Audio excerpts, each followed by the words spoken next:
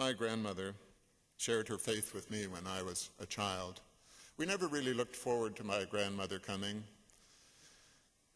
We were living out in Alberta, and we didn't have many relatives. I wanted to see my grandmother, but every time that my grandmother came, she would make us children have family devotions together.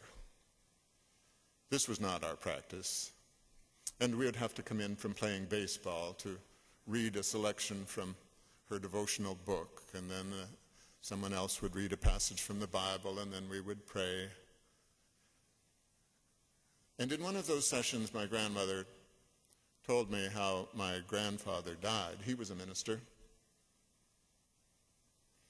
And she said that she had been downstairs in the kitchen making some lunch, and she called for him. He was upstairs in his study, working on his sermon for the upcoming Sunday. And she called him, "Thomas." No answer. And she called him again, "Thomas, lunch is ready." Still no answer.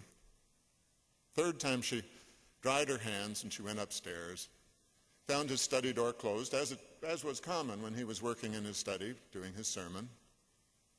And she put her hand on the doorknob, and as she put her hand on the doorknob, she heard a very distinct voice.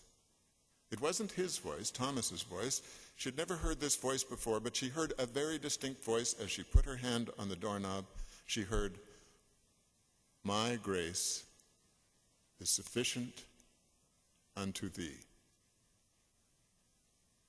The words from St. Paul.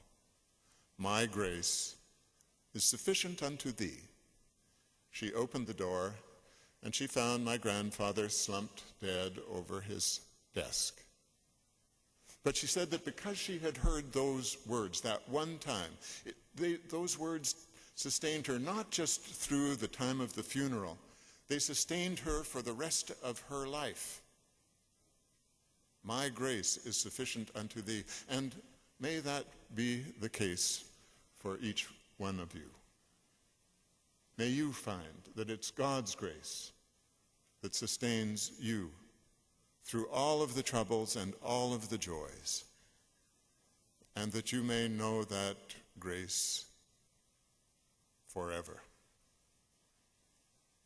Amen.